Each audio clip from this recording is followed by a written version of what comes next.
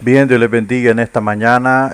Vamos a recontinuar nuestra, nuestra clase de teología sistemática.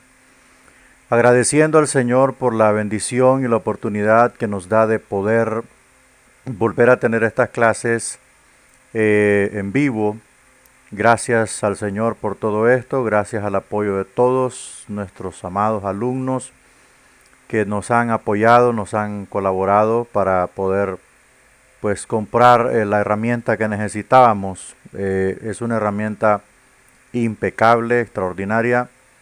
Estoy súper satisfecho y muy motivado, ¿verdad? Muy motivado a continuar haciendo el trabajo. Bueno, vamos a ver una cuestión aquí.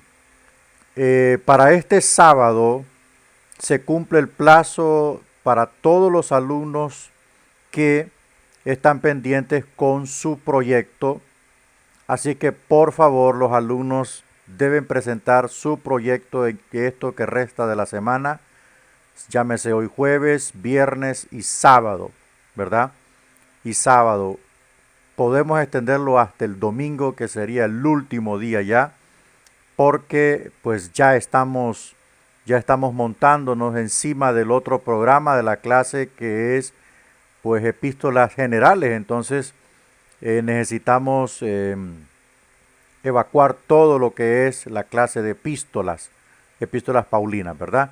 Entonces vamos a continuar con esto, pero vamos a orar. Padre, en esta mañana alabamos y bendecimos tu santo nombre, te damos la gloria, la honra y la adoración por los siglos de los siglos. Rendimos nuestras vidas a ti, rendimos todo esto a tus pies, ponemos todo esto a tus pies, todo lo que somos, todo lo que tenemos lo ponemos a tus pies. Queremos que el Espíritu Santo de gloria nos ilumine, queremos que tu gloriosa presencia nos ilumine en esta mañana, Señor, y que podamos comprender tu voluntad y los tesoros que están en tu palabra. Ayúdanos, Dios, en el nombre de Jesús. Amén. Bien, hoy nos toca el capítulo 5, el pecado. Estamos un poquito retrasaditos, pero vamos a ir avanzando. Anteriormente habíamos visto el capítulo 4 que hablaba acerca del hombre. Hoy vamos a ver este capítulo 5 que se llama el pecado. Leemos que Dios, después de su obra de la creación, consideró a todo bueno en gran manera. Empero, una pequeña observación nos convencerá de que existen muchas cosas que no son buenas. Por ejemplo, la maldad, iniquidad, opresión, luchas, guerras, muerte y sufrimiento. Y naturalmente surge la pregunta, ¿de qué manera entró el pecado al mundo? Esta pregunta ha dejado perplejo a muchos pensadores. La Biblia tiene la respuesta de Dios, aún más nos dice lo que verdaderamente es el pecado, mejor aún nos revela el remedio del pecado. Bueno, hay que aclarar una situación aquí. Todo lo que Dios hizo, lo hizo con el propósito, con el propósito de crear un mundo perfecto, ¿verdad? Dios hizo todas las cosas con el propósito de crear un mundo perfecto, un mundo óptimo, para que el hombre, cuya criatura sería la máxima creación de Dios, entonces viviese en un hábitat, en un mundo totalmente perfecto. Porque Dios es un ser perfecto. Entonces Él no puede crear cosas imperfectas. No está en la naturaleza de Dios crear cosas improvisadas, hacer cosas sin sentido. Entonces su naturaleza no lo permite, ¿verdad? Entonces Dios creó un mundo perfecto y cada día que Él obraba en torno a la creación, iba viendo el Señor que era bueno en gran manera. O sea, Dios hacía un análisis general de todo lo que había hecho en ese día. Ese análisis comprendía todas las cosas pequeñas y grandes que el Señor hizo ese día. Entonces, cuando hacía el análisis, decía, contemplaba y decía, bueno, es bueno en gran manera. Ahora, hasta el momento de la caída del hombre, Dios había hecho un mundo perfecto, había hecho animales extraordinarios en todos los géneros, había hecho una creación tanto terrenal como cósmica de un orden perfecto. Cuando el hombre peca, las cosas entran en otro orden, en el orden de la imperfección. Y es así que gradualmente vamos viendo que este fenómeno, esta enfermedad, este virus, podría decirle, que entró al mundo a través de la puerta del ser humano, el hombre como cabeza de la humanidad, Adán como el representante de la humanidad y el rey de la creación, porque todo estaba sujeto a él, ¿verdad? Cuando el Señor le dijo, gobierna o enseñoreese, señoreal sobre los animales y todo eso. O sea, Dios le dio una posición de gobierno. Por tanto, todo estaba sujeto a él. Cuando él falla, toda la humanidad posterior que vendría después de él, o la posteridad de Adán, que somos todos nosotros, y toda la creación cayó con él. Cayó con él. Entonces, eso indicaba que la creación y el género humano posterior a Adán, a partir de Adán, entraría en otro orden. Y ese orden es el orden de el pecado. Un orden de degradación. Donde la tierra ya antes no tenía espinas, no tenía ningún tipo de obstáculo. O sea, la tierra era un paraíso para caminar. No habían espinas, no había nada que causase daño. Ahora sí, la tierra produciría espinas, la tierra empezaría a tener una reacción en cuanto a la obra del hombre. ¿Por qué? Porque el hombre la sujetó a el pecado. Y hemos venido viendo cómo los seres humanos, especialmente las generaciones de los hombres antiguos hasta Matusalén, por decir así, no recuerdo el otro, Noé, que vivió un poquito más de 600 años. Usted puede ver en la Biblia que todos esos hombres empezaron a vivir menos que 600, que 400, que 300, que 200. Y aquellos hombres, especialmente Abraham, que cumplió 100 años, ¿verdad? Cuando engendró a Isaac, vivieron casi 140, 160, y la humanidad empezó a vivir menos porque ya estaba en el orden de la imperfección, en el orden de la degradación, en el orden de nacer, crecer y morir. Antes estaba en el orden de nacer, crecer y vivir por siempre. ¿Por qué? Porque no había límite de vida. Por eso Dios había dejado al hombre el acceso directo al árbol de la vida, cuyo fruto prolongaba la vida.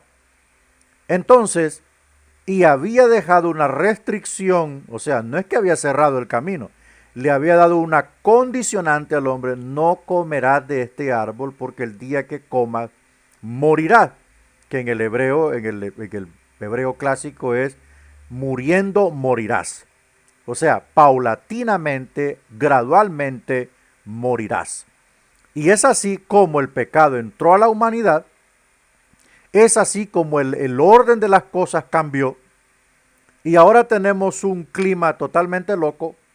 Ahora tenemos una tierra que ya no quiere dar fruto, que necesita mucho trabajo químico para poderla hacer producir un poco. Entonces, por eso es que la tierra seguirá degradándose, el hombre seguirá degradándose y degradándose hasta el punto en donde pues tendrá que enfrentar los juicios de Dios. Ahora, ¿qué pasa con la realidad del pecado? No se necesita argumentar la cuestión relativa a la realidad del pecado. Tanto la historia como la propia conciencia del hombre atestiguan con una abundancia de la citada. Bueno, esto lo podemos sintetizar. Es exactamente lo que estábamos hablando. La realidad del pecado es una. O sea, el pecado destruye, el pecado arruina, el pecado degrada, el pecado corroe, el pecado corrompe, el pecado rompe toda relación buena, rompe todo lo sagrado, rompe todo lo perfecto. Esa es la realidad que podemos nosotros comprender del pecado.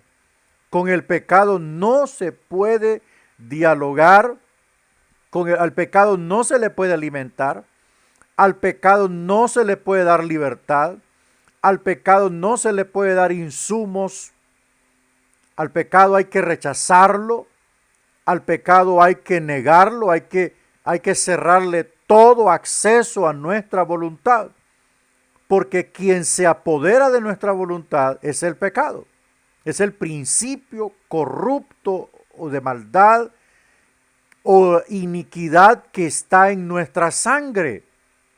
Eso es el pecado, es el principio malvado cuya fuente es la iniquidad, es lo que produce el pecado. Es el deseo de hacer lo malo, es el deseo de satisfacer lo malo. ¿Por qué? Porque está en nuestra sangre. Y como está en nuestra sangre, se apodera de nuestra voluntad. Y cuando se apodera de nuestra voluntad, perdemos toda comunión con Dios, porque en nuestra voluntad debe de gobernar Dios. Amén. Nuestra voluntad la debe de controlar el Señor o el Espíritu Santo. Pero si nosotros le cedemos nuestra voluntad al pecado, entonces, ¿qué es lo que va a suceder? Va a suceder lo siguiente: ya no viviremos para el Señor, sino que viviremos para el deseo descarriado del pecado. Esa es la realidad del pecado. Con el pecado no se debe, amados, platicar. Vamos a ver unas teorías erróneas con respecto al pecado.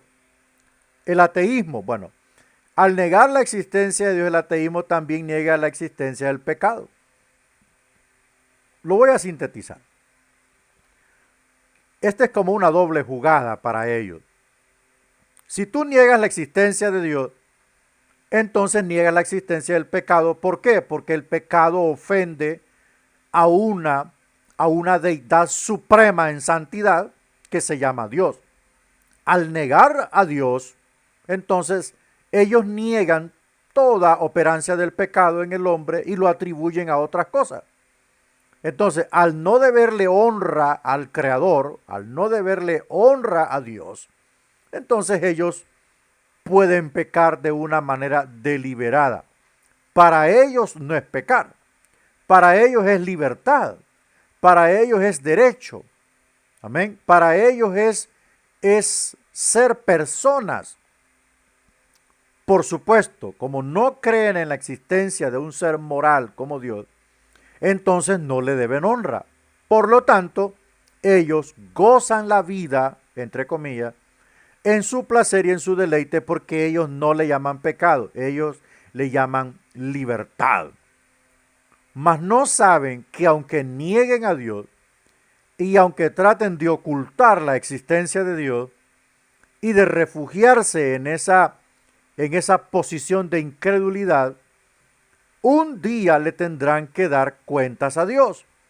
Porque todos los seres humanos que pecan, todos le darán cuenta a Dios, ¿verdad? Porque como dice el libro de Hebreos, está establecido para el hombre morir una vez y después de esto el juicio. Por lo tanto, el hombre le dará cuentas a Dios de todas sus obras.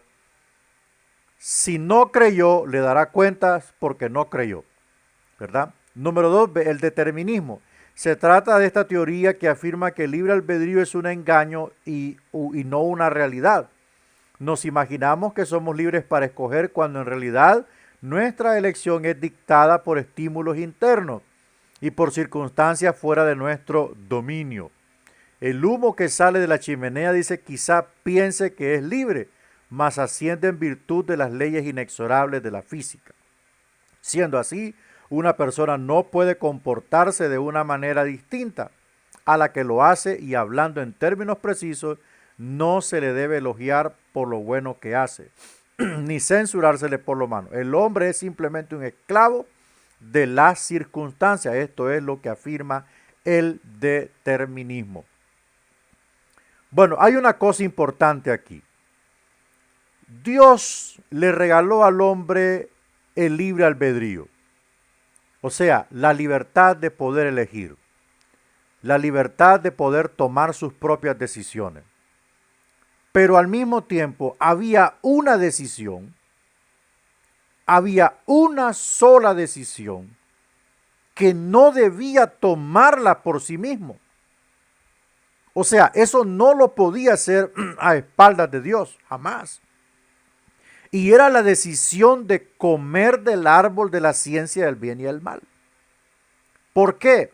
Porque esto terminaría en muerte. Esto terminaría en muerte. Entonces, ¿qué es lo que significa esto? El libre albedrío Dios lo da para que nosotros tomemos la elección de seguirlo a Él por voluntad propia. Dios no invade nuestro libre albedrío. Dios no nos impone. Dios no nos obliga a vivir para Él. Él mismo dijo, si alguno quiere venir en pos de mí. O sea, esa expresión hebraica, si alguno, tiene una connotación que viene a enseñarnos algo. Dios está apelando a la voluntad humana. En mi voluntad y en su voluntad, usted decide seguir a Dios. En su voluntad, usted decide no seguir a Dios. Entonces, por lo tanto, Dios no nos está imponiendo la santidad. Dios no nos está imponiendo, Dios nos está advirtiendo. Dios sigue advirtiendo. Dios sigue advirtiendo y también sigue llamando a la puerta del corazón del hombre. Por lo tanto, el determinismo está equivocado, porque el libre albedrío está vigente. Dios sigue llamando a los hombres a una relación con Él, pero toda esa relación con Él pasa por aceptar el sacrificio perfecto de su Cordero perfecto en la cruz. Por lo tanto, de lo contrario, nadie puede entrar en una relación con Dios en pecado.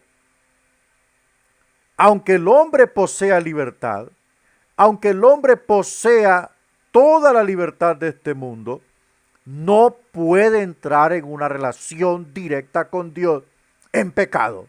¿Por qué? Porque Dios es un ser perfecto en santidad.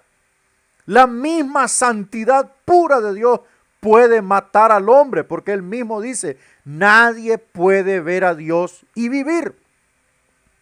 Por lo tanto, la misma santidad perfecta de Dios, la misma santidad puede quitar la vida del hombre. Para eso, ¿por qué? Porque el hombre está en pecado. El hombre está en pecado. Entonces, para eso Dios dejó un mecanismo para que pudiésemos entrar en una relación con Él y apartar del camino la influencia directa del pecado sobre nuestra voluntad. No es que todos los cristianos ya no estamos en pecado. No es que todos los cristianos ya no tenemos pecado. No, claro, el pecado ahí está, solo que ya no controla la voluntad. Ya fue perdonado. Ya fueron perdonados nuestras faltas a través del sacrificio de Cristo en la cruz del Calvario, y que nosotros nos apropiamos de esa salvación y de ese acceso que Dios entregó al hombre gratuitamente para regresar a una relación con Él. La libertad sigue allí y no es un engaño, como dice el determinismo. No es un engaño, ahí está la libertad. Solo que cuando nosotros usamos nuestra libertad para tomar la decisión de seguir a Jesucristo como nuestro único y suficiente Salvador, esa misma libertad se vuelve también una responsabilidad delante de Dios para permanecer en esa relación. Dios no está tomando del cuello a nadie para que viva en santidad. ¿Cuántas veces se reconcilia un hermano? ¿Cuántas veces se reconcilia? Hasta 300 veces tal vez, porque a cada rato peca. Entonces, la libertad sigue allí, solo que los hombres la han convertido en libertinaje, y eso nosotros no lo podemos negar. ¿Qué dice el hedonismo? Esta palabra procede de una raíz etimológica griega que significa placer. Se trata de una teoría que mantiene que el mayor bien de la vida es el disfrutar de los placeres y evitar el dolor. De esta manera que lo primero que uno debe preguntarse es, ¿me proporcionará placer? Ahora, ¿qué es lo que persigue el hedonismo? El hedonismo lo que persigue es defender su posición de autocomplacencia. Eso es lo que persiguen ellos. Ellos quieren defender todo aquello que desencadene un autoplacer. No lo ven como pecado. No lo ven como una falta a Dios. Lo ven como un placer que es propio de la libertad humana. Le da placer tener 5 mujeres, se siente bien. Le da placer tener relaciones con niños o con niñas, con infantes. Es su placer. El hedonismo eso es lo que defiende. Ahora, hay algo importante aquí. No todos los hedonistas viven una vida viciosa, pero la tendencia general del hedonismo es pasar por alto el pecado y dorar la píldora con designaciones como la siguiente: debilidad inocente, un tropezón, un capricho, no sabía que era mi prima o mi primo. ¿Cuál? Sí sabía. Eso es lo que persigue el hedonismo. Y una cosa importante tenemos que entender. Existe una verdad absoluta en la vida. Y como estudiantes de la palabra de Dios, nosotros tenemos que conocer esa verdad absoluta. La verdad absoluta es la palabra de Dios. ¿Y qué significa esto? Significa que es una verdad que no se puede alterar. Es una verdad que delante de Dios es y será por los siglos de los siglos. Aunque el hombre la traduzca a su manera, aunque el hombre la recorte, la acomode a su manera, la verdad absoluta de Dios juzgará a los vivos y a los muertos. Decía un hombre por allá, un muchacho que yo conocí, estaba casado, decía, yo estoy casado con mi esposa, pero yo quiero experimentar otra relación, porque ya me cansé de mi esposa. Yo quiero experimentar y buscaba a una persona cercana a mí, una muchacha, es familiar, porque le decía, yo quiero experimentar con vos. Eso es pecado. Eso no es una experiencia como quien hace un viaje, ¿verdad? Como quien hace un viaje a otro país. Eso es tener una experiencia. Pero en cuanto a cuestiones de moralidad, la Biblia le llama pecado. El hedonismo le puede decir, eso me complace, eso me deleita, o puede decir, fue un resbalón, no va a volver a pasar. O sea, la Biblia a esto le llama pecado. No fornicarás, no adulterarás, no robarás, no matarás, no codiciarás, no tomarás el nombre del Señor en vano. Es un decálogo que advierte al hombre que no lo debe hacer. Porque aunque el hombre le llame placer, Dios le llama pecado. Si el hombre le llama libertad a tener 7 mujeres, porque según los científicos del diablo hay 7 mujeres por cada hombre, entonces, si el hombre eso en su cultura le llama libertad o una idiosincrasia, Dios le llama pecado. Y donde se pongan los hedonistas, Dios lo llama pecado. ¿Qué dice la ciencia cristiana? La ciencia cristiana niega la realidad del pecado. El pecado dice, no es algo positivo, sino simplemente la ausencia de lo bueno. El que el pecado tenga existencia verdadera es un error de la mente mortal. Bueno, no es que, o sea, es algo más grande. No es que es ausencia de lo bueno. Esto se llama maquillaje. Y si existe algo que nosotros no podemos evitar ni negar, es la presencia activa del pecado en la humanidad. Le voy a poner un ejemplo. Una pareja se casó. Vivieron felices 5 años. Los primeros 2 años el primer año de un matrimonio, los primeros 2 años es una miel completa. Especialmente el primer año. Es una experiencia extraordinaria. Porque él pues está con la persona que ama. Está teniendo una experiencia extraordinaria. Pasó el segundo año, el tercer año, el cuarto año, el quinto año. Ya en el quinto año, pues, una pareja muy responsable y muy organizada, pues ya aparecen los hijos, ya tienen sus 2 niños, qué sé yo. Y el hogar comienza a tomar una forma muy bonita, se convierte en un nidito, ¿verdad? Donde los cónyuges se aman y la atmósfera es maravillosa. Los hijos crecen con un amor extraordinario y ahí va todo bello.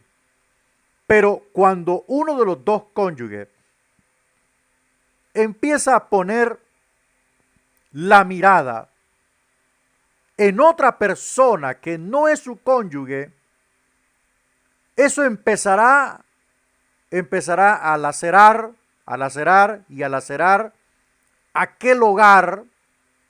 Primero la relación de 2, luego empezará a dañar los hijos, luego empezará a dañar la relación de los familiares, luego empezará a dañar todo aquello que gira en torno a ese hogar.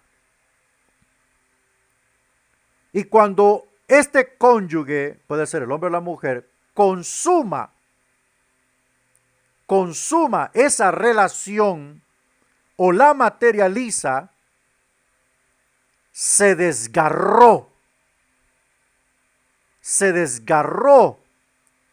el hogar. el hogar.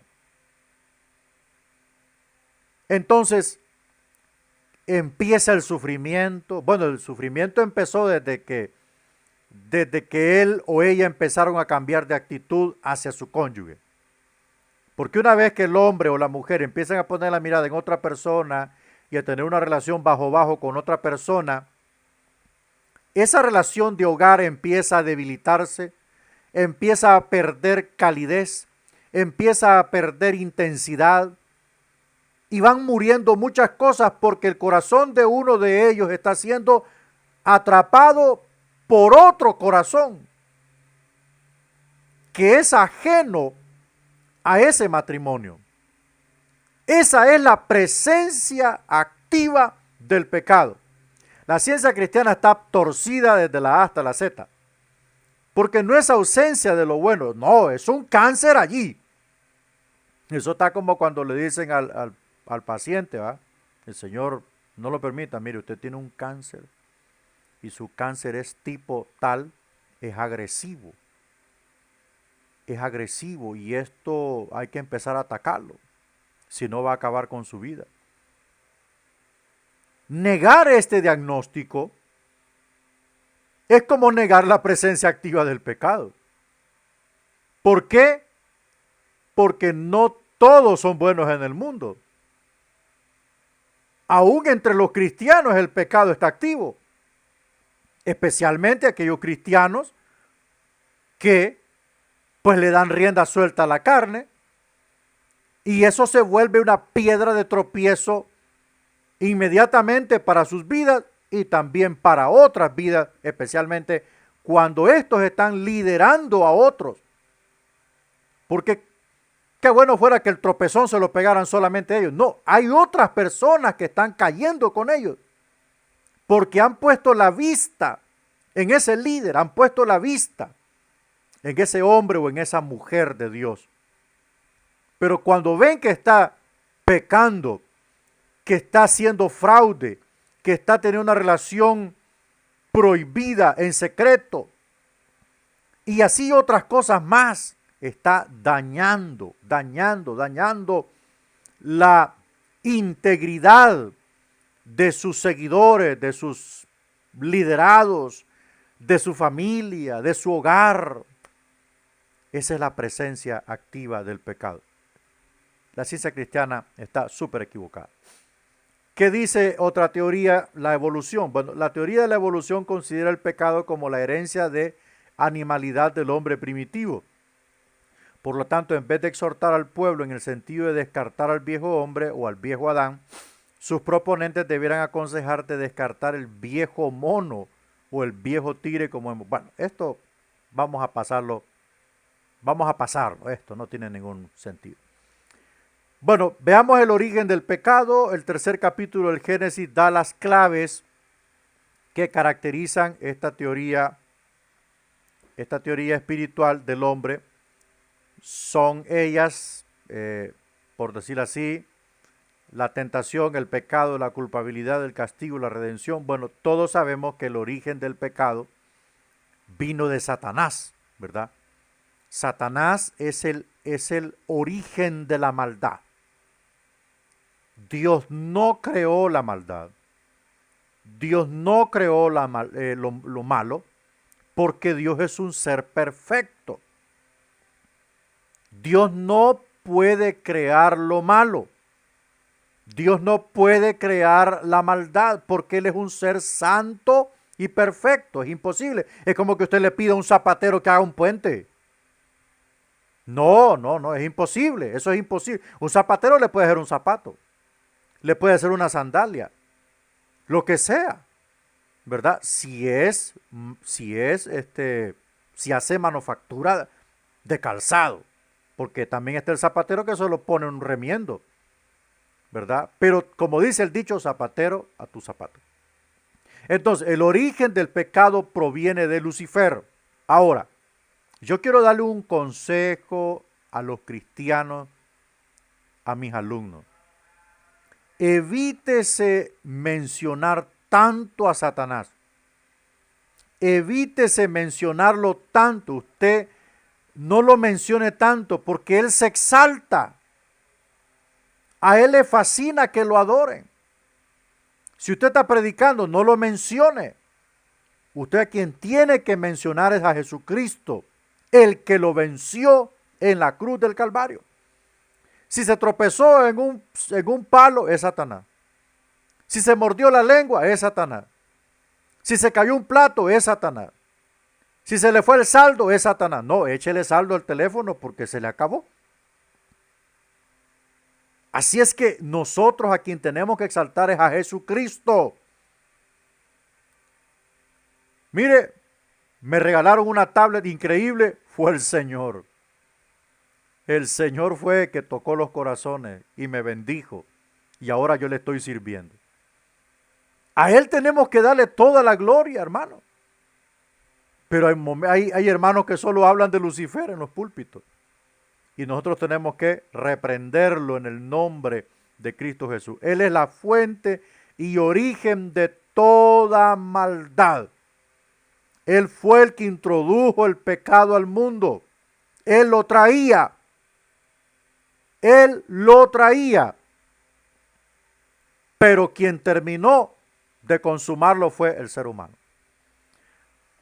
Veamos la tentación, la posibilidad de la tentación. El segundo capítulo del Génesis proporciona el fondo de la narración de la caída del hombre. Habla del primer hogar del hombre, su inteligencia, su servicio en el huerto, los dos árboles que ya mencioné y la primera boda. Obvio, no había nadie mayor que Dios. Él los casó. Y no solamente los casó. O sea, no es ni de mencionarlo. Porque ¿de dónde apareció Eva? Eva apareció de la carne, de un hueso de Adán. O sea que Eva era más que una esposa. Eva era más que una esposa. Era el complemento adánico. Claro, la otra terminología, amada esposa, ayuda idónea, esto y el otro, hermosura, qué sé yo. Eso es secundario, pero Eva era el complemento de Adán. Por eso el Señor dijo, hey, falta algo aquí. Eva sale de un hueso de la costilla, no salió del tobillo, no salió de un hueso de la mandíbula, no salió de una oreja para que le ande guindada de oreja, no salió de la cadera, no salió de una rodilla, ni del pie para golpearla, ni del brazo para golpearla. Salió de una costilla y la costilla no está en la parte de atrás del hombre, está en un costado, por eso se llama costilla. Por tanto, aquello que dice que detrás de un hombre, no, detrás tal vez la cola, mijo. No sé, las mujeres tienen que rechazar esto, detrás de un hombre hay una gran mujer. No, hermano, al lado de un gran hombre hay una gran mujer. La mujer se pone loca cuando dice detrás de una, entonces usted va a hacer cola toda su vida, mija. Hay que actualizar esto, ¿eh? Esto hay que actualizarlo. Entonces, Dios no solamente la hizo, los casó, formalizó un solo cuerpo. Ahí estaba la primera pareja. Se hace mención particular de los dos árboles del destino. Claro, el árbol de la vida, vida eterna. Vida por siempre. Y el del ciencia del bien y del mal, destino de la muerte. El árbol del conocimiento del bien y el mal. Bueno, estos dos árboles representan un sermón ilustrado que les dicen constantemente a nuestros primeros padres: si seguís el bien y rechazáis el mal, tendréis vida. Y no está en esencia la senda de la vida, tal como se encuentra por todas las escrituras. ¿Por qué razón se había plantado allí? Con el objeto de proporcionar una prueba, por medio de la cual el hombre podía con cariño y libertad escoger servir a Dios. ¿De qué le servía a Dios tener un cyborg, un robot llamado Adán, que le decía, avanza 5 metros y Adán avanzaba? No, Adán poseía voluntad. Adán poseía inteligencia, Adán poseía sabiduría profunda, conocimiento profundo. Adán tenía la capacidad de usar ese cerebro al 100%. No nosotros, que a ver en qué porcentaje estamos. Pero al Señor, al dejarle allí los árboles, el árbol prohibido, está queriendo obtener de Adán la capacidad de que él le obedezca sin imposición, como dice el determinismo que está planchado. Dios advirtió, entonces Dios quería una reacción de su máxima creación, porque le cuento, los animales no pecan. Quien peca es el hombre, porque el hombre tiene conciencia, tiene voluntad. Entonces estaba la posibilidad de la tentación. No es que Dios sabía y por eso, ¿y por qué no quitó ese árbol de ahí? No. Allí es donde Dios quiere la respuesta del hombre. Eso está como que el hombre casado, una mujer ajena le esté mandando mensajes de amor. Todo hombre casado está expuesto a la tentación, como la mujer está expuesta a la tentación, como la soltera y el soltero están expuestos a la tentación. Ya puede ser el más ungido de los ungidos, hermano. Todos estamos expuestos, pero allí es donde entra en función el libre albedrío del hombre. No, lo siento, yo estoy casado, yo tengo quien me diga palabras bonitas, por favor, vaya a ver si ya puso la chancha. Vaya a perder su tiempo en otra. Yo no soy payaso suyo para que esté perdiendo tiempo conmigo. Así se planta el hombre o se planta la mujer. Ajá, pero si empieza a darle carreta, si empieza a darle camino, sí, y empieza, sí, bebé, y que aquí, que allá, y un osito, y un corazoncito, y va piquito, y después ya terminan viéndose en un lugar. ¿Y qué sucedió? Cedieron a la tentación. Ahí estaba la posibilidad, pero está en el hombre. Está en el hombre rechazarla. La fuente de la tentación, bueno, esto está como decir un poquito de más. Siempre está la fuente de la tentación. Siempre está allí. Ahora, cambiemos nosotros nuestra forma de decir las cosas y de pensar. Dios no puede tentar a nadie. Porque la tentación es el mecanismo para poder hacer caer a alguien. Vale, usted puede ver José. Si usted analiza la historia de José, que es una historia extraordinaria, que a pesar de los errores de José, Dios cumplió lo que le reveló a José, de llevarlo a una posición exaltada.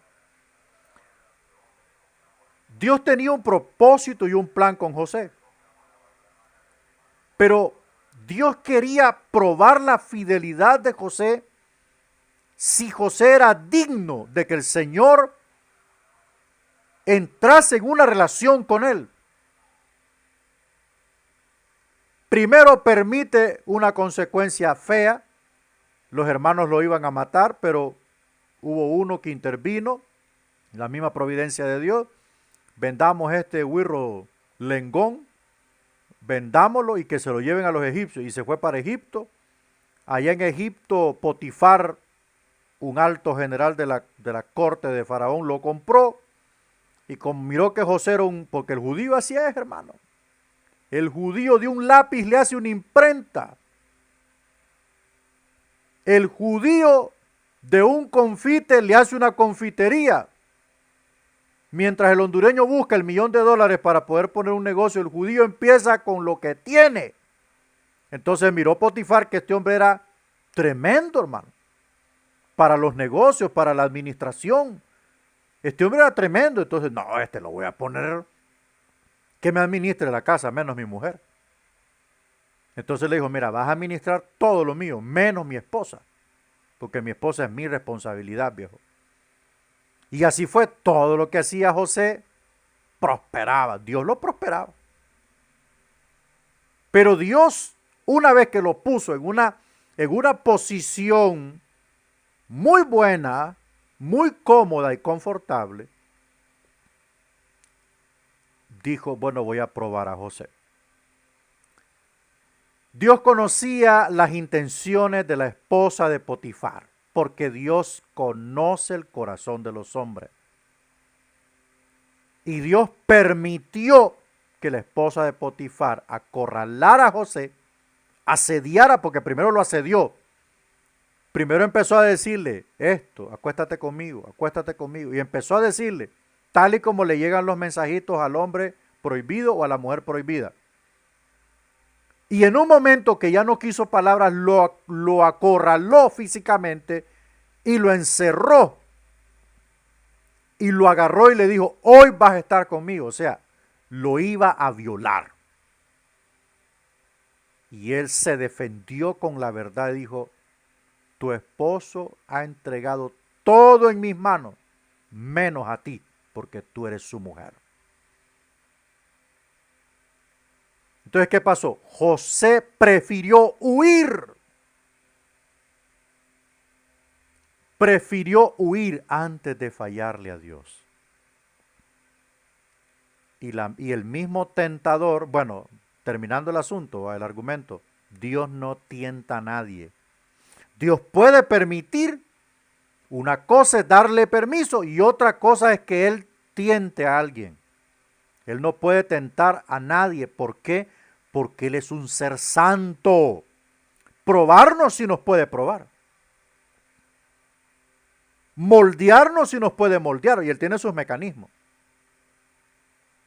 Pero una cosa es moldear, otra cosa es probar y otro caso distinto es tentar, porque la tentación, repito, es el mecanismo que usa Lucifer para hacer caer a alguien en destrucción. Y la gente dice, es que me tentó el diablo y me entregué a esa mujer. No, papá. Sea serio.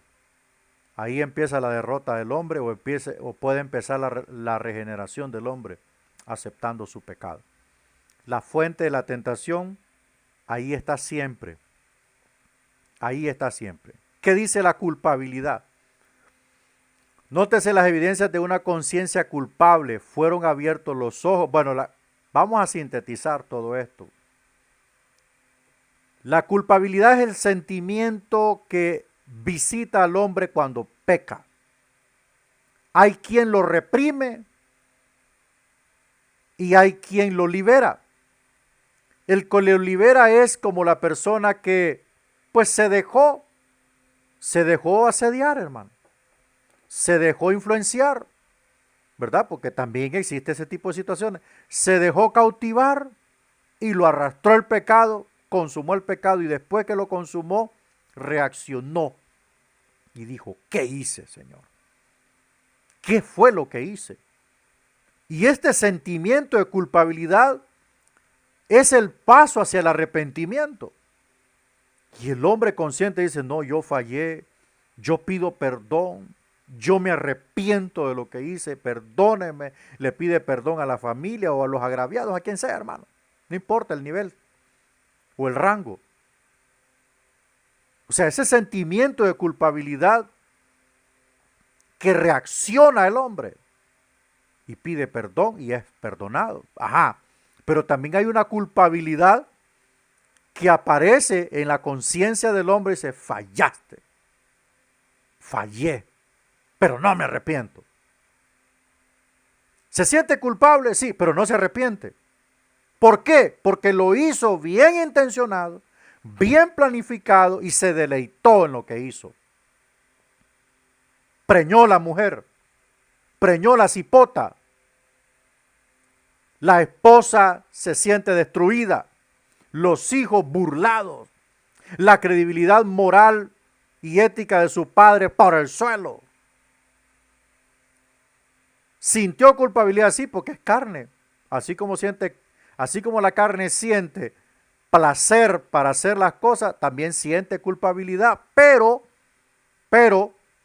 también puede el hombre reprimir la culpabilidad. Puede reprimir la culpabilidad. ¿Por qué? Porque lo hizo muy pensado y se deleitó. Se deleitó en lo que hizo. Ahora, Adán y Eva sintieron culpabilidad cuando se vieron el uno al otro, dijeron, Dios mío, ¿a qué horas estamos desnudos nosotros? ¿Qué está sucediendo aquí? Y empezaron ellos a agarrar hojas de árbol, ya se imaginan las hojas, ¿verdad? Qué enormes eran. Y cosieron vestidos. O sea, hicieron vestidos. El hombre por sí mismo no puede expiar su pecado. Le voy a explicar por qué. Porque todo esto viene de una raíz hebrea que significa expiar.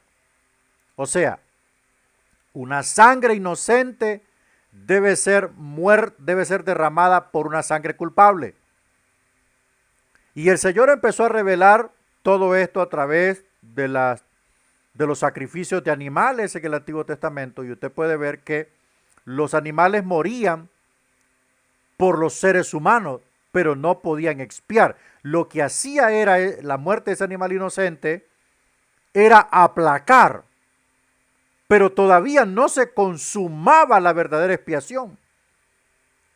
Entonces, cuando vino el verdadero cordero, que en su sangre no había pecado, y fue muerto por el hombre, entonces ya existe la expiación verdadera, que es el único medio que satisface la voluntad de Dios. Entonces, Dios vino y mató un animal, o dos animales, qué sé yo, y de su piel hizo vestidura. Eso viene de una raíz hebrea que significa cubrir o redimir.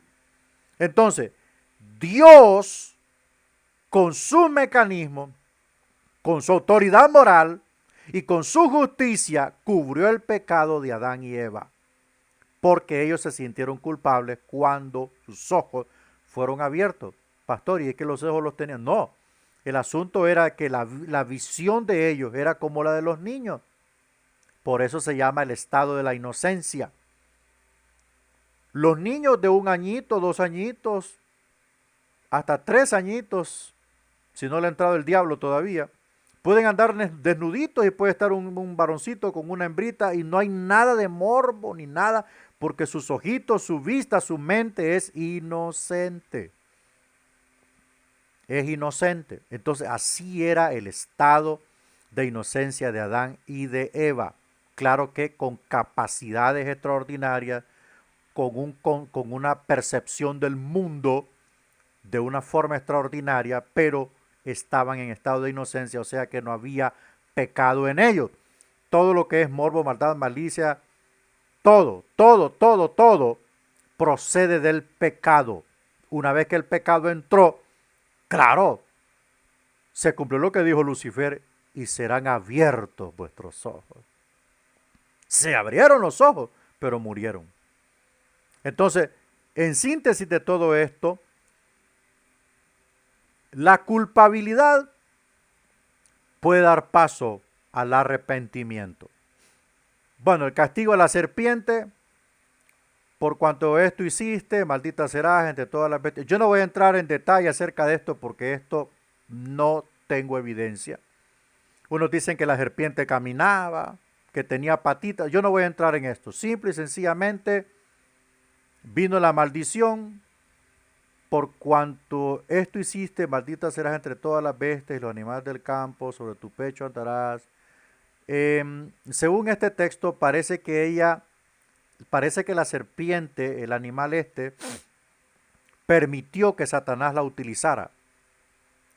Bueno, no voy a entrar en profundidad de esto, para nada. Lo único que sí sé es que, pues, esto ocurrió, ¿verdad? Esto ocurrió y la serpiente, pues, ahora se arrastra y es repudiada y despreciada y todo eso, ¿verdad? Todo eso. Bueno, vamos avanzando con esto. El castigo a la mujer, esto sí es determinante. A la mujer Dios dijo, multiplicaré en gran manera tus dolores en tus preñeces. Con dolor parirás a tus hijos. El verdadero hebreo dice, parirás a tus hijos, no darás a luz. Darás a luz es como un eufemismo bíblico para que no se oiga grotesco, pero la palabra correcta es parir. La palabra correcta es marido. La palabra correcta es mujer, tu mujer, tu mujer, tu marido. Maridos, amadas vuestras mujeres. Ya eso, el término esposo, esposa, es una cuestión de que el término estilista, ¿verdad? Pero es la misma cosa. Y a tu marido será tu deseo y él se enseñoreará de ti. Parecía que el gobierno de la raza humana iba a ser compartido, por lo que veo acá. O sea, siempre el hombre como al que Dios iba a acercarse primero. Pero este gobierno terrenal iba a descansar en el hombre y en la mujer. Porque dice aquí, y él se enseñoreará de ti. O sea, él tendrá gobierno sobre ti. Lo que iba a ser compartido y mutuo consentimiento, ahora, en cierta parte del tiempo, el hombre iba a oprimir la mujer. El hombre iba a manipular la mujer. Y él se enseñoreará de ti. Es como una expresión que dice, y él te oprimirá. Ese es el resultado del pecado. Y a tu marido será tu deseo. O sea, cuando ella no quiera, el hombre la va a obligar.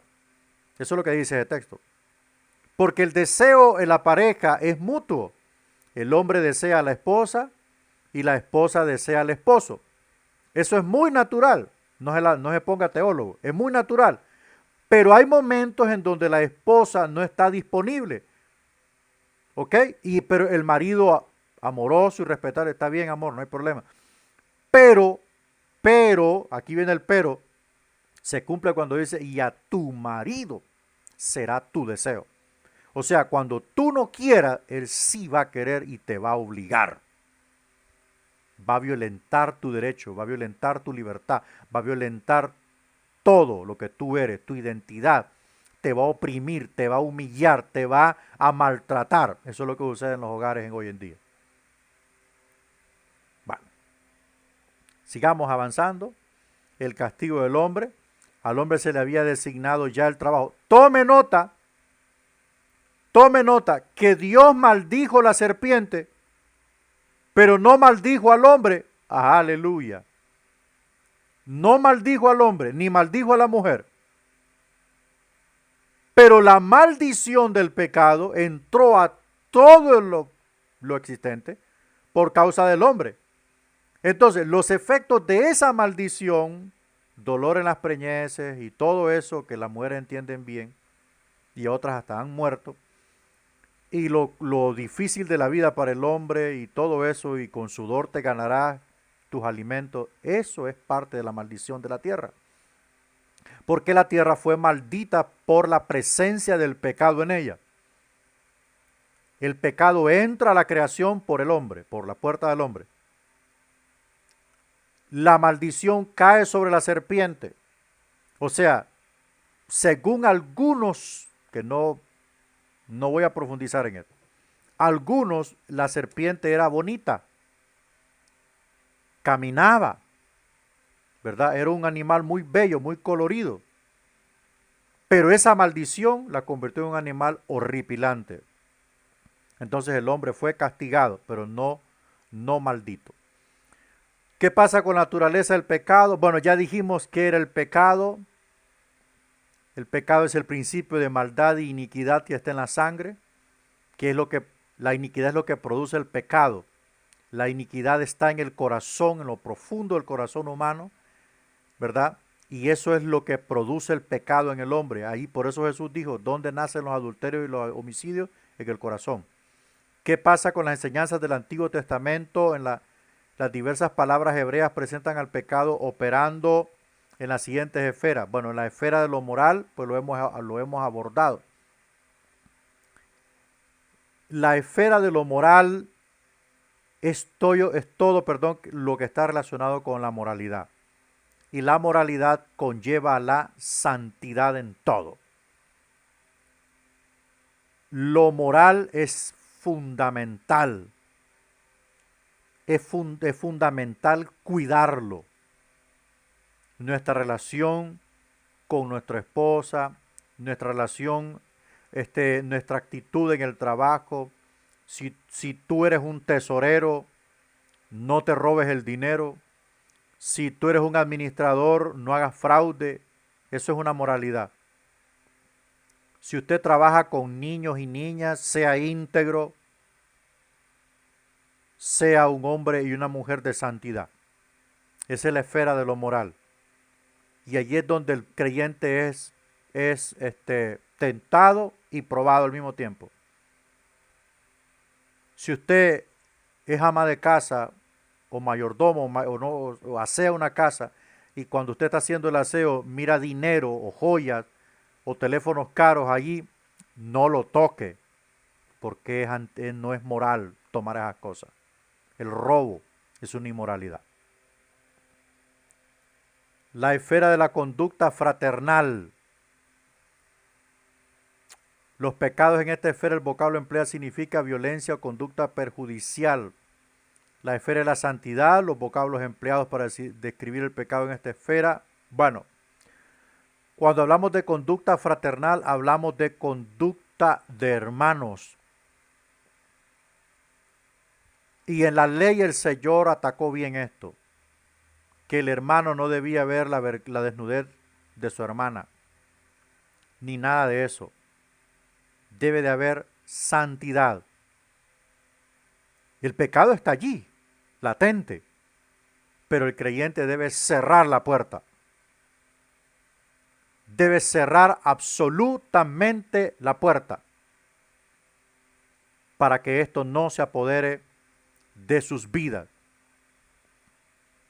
La nación israelita toda era una nación constituida de sacerdotes, considerándose a cada uno en comunión con Dios y en contacto con su tabernáculo santo. Por lo tanto, todo israelita era santo, es decir, separado para Dios. Eso es lo que significa santidad. Y todas las actividades de la esfera de su vida estaban reguladas por la ley de la santidad. Aquello excluido de la ley era profano, lo opuesto a lo santo. Y el que participó de ello se convirtió en inmundo o contaminado. Si persistía, se le consideraba una persona profana o irreligiosa. Bueno, en el cristianismo, nuestra conducta va más allá de una mera situación externa. Se traslada hacia lo profundo del corazón humano. Si hay santidad en nuestros corazones, si hemos sido santificados por el poder del Espíritu Santo, todas las cosas que señala la ley en contra de estos vicios pecaminosos no estarán presentes en nosotros. ¿Qué pasa con la esfera de la verdad? Los vocablos que describen al pecado en esta esfera recalcan el elemento engañoso y vano del pecado. Los pecadores se conducen y hablan con falsedad, presentan erróneamente la verdad y dan falso testimonio. Esa actividad se denomina vanidad, es decir, vacía y carente de valor. El primer pecador fue mentiroso. El primer pecado comenzó con una mentira y todo pecado contiene elemento de engaño. Todo pecado contiene elemento de engaño y falsedad. Y falsedad. Por eso es que nosotros debemos de practicar la verdad. Por eso es que nosotros debemos de practicar la palabra de Dios, porque es la verdad infalible de Dios. Y esa es la diferencia entre el que está santificado o apartado para Dios con el que está en pecado. Porque el que está en pecado es mentiroso, es falso, es engañador, vive una vida ficticia, una fantasía irreal y se deleita en pecar. Bueno, ¿qué dicen las enseñanzas del Nuevo Testamento? Dice que el pecado lo define como errar al blanco, una deuda, un desenfreno. El pecado es transgresión de la ley, o sea, violentar la ley. Eso es lo que dice el Nuevo Testamento. También menciona lo que es la desobediencia, una transgresión, una caída, una derrota, es impiedad, es error. Pero nosotros ya hemos dado una definición más certera de lo que es pecado, y ya dijimos que era un principio de iniquidad o de maldad que se deposita en lo profundo del corazón del hombre, y que por lo tanto el corazón debe ser entregado al Espíritu de Dios. ¿Qué pasa con las consecuencias del pecado? Bueno, daño a la imagen divina en el campo de lo espiritual. El hombre se va deteriorando el ser humano. El ser humano se va deteriorando. Hoy vemos, escuche bien, hoy vemos fenómenos en nacimiento. A veces nacen niños con 4 brazos. A veces nacen niñas con 3 piernas. O nacen 2 niños unidos por una parte de su cuerpo. O vemos personas que nacen extremadamente pequeños. Es un daño a la imagen del hombre. Se va degradando. El pecado original, el efecto de la caída estaba tan arraigado en la naturaleza del hombre que Adán era el padre de la raza. Bueno, ya dijimos. Transmitió su pecado a la posteridad. Y todos pecamos en Adán. Él transmitió todo eso. ¿Y qué ha pasado? El hombre la mayoría de los seres humanos viven separados de Dios. La mayoría de los seres humanos viven infelices. Nacen con enfermedades congénitas, con deformaciones. Y en fin, tantas cosas. Porque el pecado original está presente. Los hijos matan a los padres matan a los hijos, hermanos violan a sus hermanas, padres violan a sus hijas, etcétera, etcétera. ¿Por qué? Porque el pecado está presente y se ha degradado. Bueno, ahí terminamos nosotros esta visita. Ahí terminamos esta visita.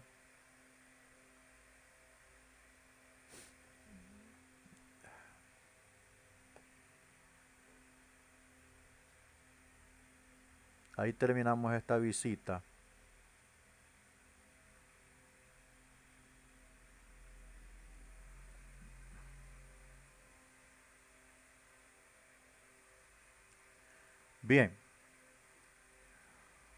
Solo recordarles que el